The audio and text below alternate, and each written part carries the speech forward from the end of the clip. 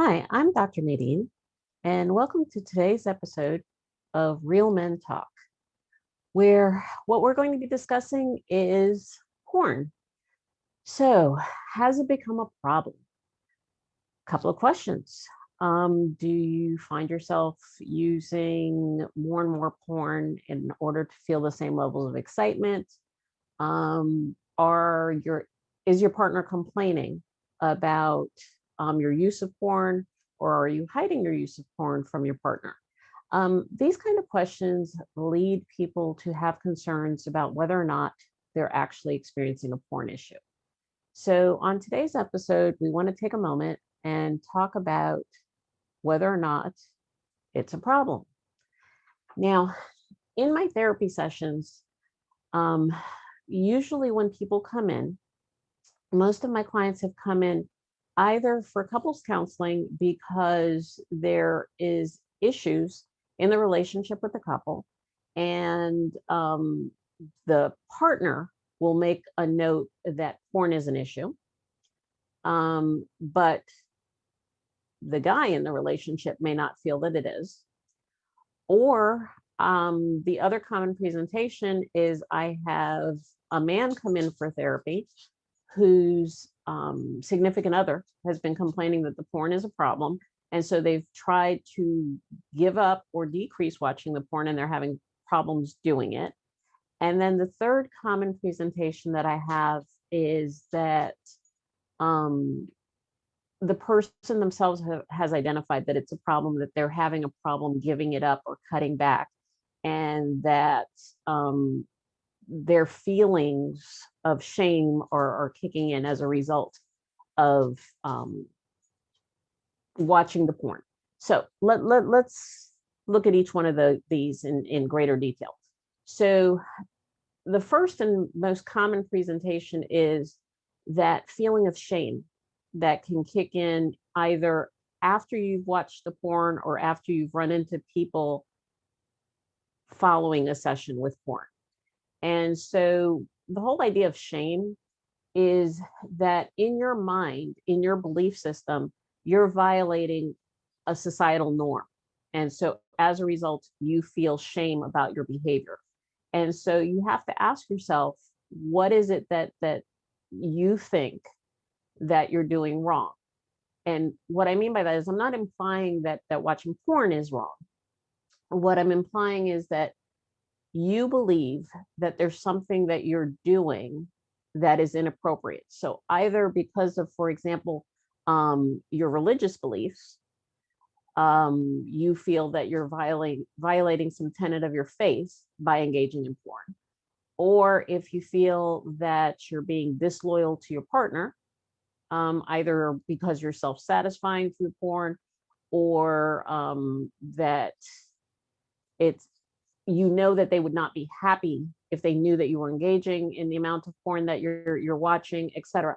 These things trigger a feeling of shame. So the bottom line is, if you're feeling ashamed of your behavior and you continue to do it, then yes, that's an indication that porn's a problem.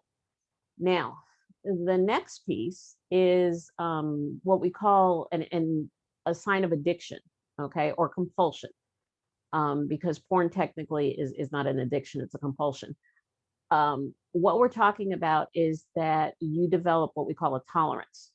You need to spend more and more time either watching more porn or more aggressive forms of porn to achieve the same satisfaction or arousal level.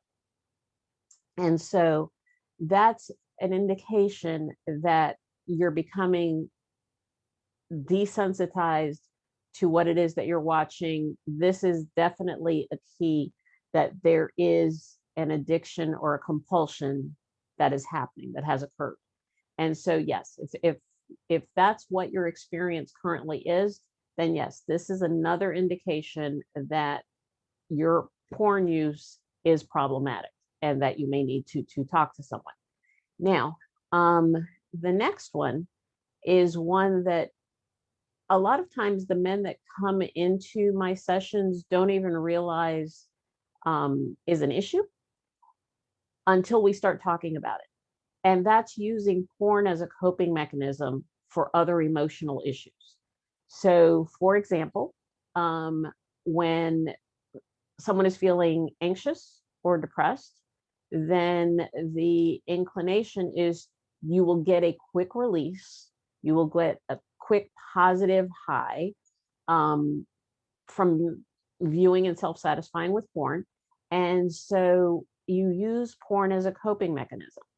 It's not uncommon, for example, if someone is having a stressful day, the porn represents a mini mental vacation, a mini mental break.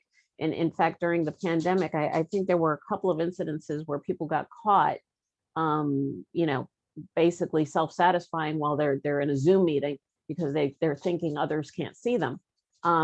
It's not so much that they got caught that is the issue. It's more that the need to engage during work, and that's actually not that uncommon a presentation.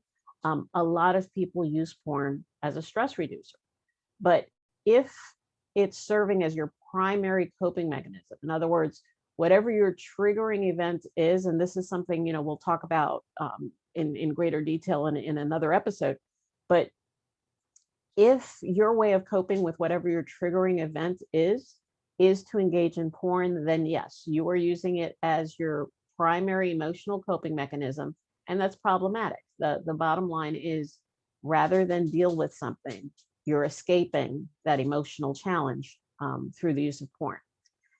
The next one is this one I tend to see in well, no, in fairness, I see it in younger men as well. The reality is that there's a change in your sexual functioning. It is more prevalent in older men because the recovery time, et cetera, between self-pleasuring and your ability to engage in sex with your partner can change over time.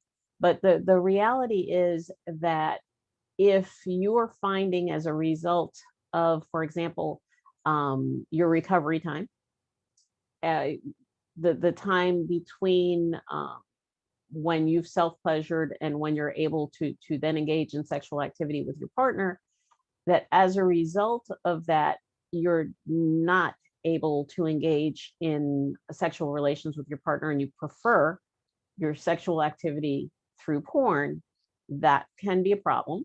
That is definitely an indication that you may need some assistance in this area.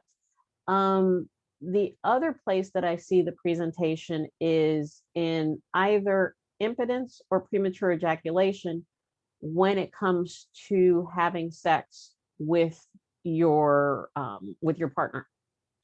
And so, you know, anything that affects your sexual functioning as a result of your continued use of porn, that also is problematic.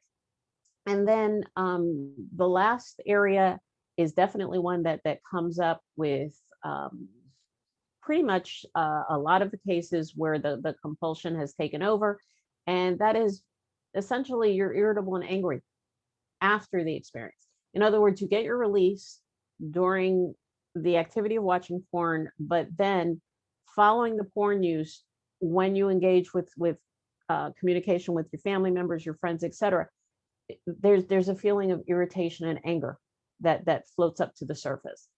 And so these are your key indicators that lead you to know that if you're experiencing any one or several of these particular issues, that yes, you may wish to speak to someone about porn and your issues with porn. And there are a number of different ways to go ahead and do that. There's some 12-step groups that you can look up on the internet, as well as, you know, going to see a therapist that specializes in sexual issues or addiction, especially addiction. They would prove helpful. So hopefully this points you in the right direction as to whether or not you can decide for yourself if your porn use is problematic. And so I'm Dr. Nadine. I'm author of Richard and the Boys, The Puberty Experience. It's the first in a series of books dedicated to male issues. So if you have a young man in your life that you'd like to get started in the right way so that they can learn that over time, real men talk and they get comfortable with talking, that then I invite you to take a look at the book. I also invite you to like, comment, and if you have any suggestions as to topics you'd like us to cover, please go ahead and put that in the comment section. And most importantly, please subscribe, subscribe, subscribe. And so on that note, have a great day. It's been a pleasure visiting with you.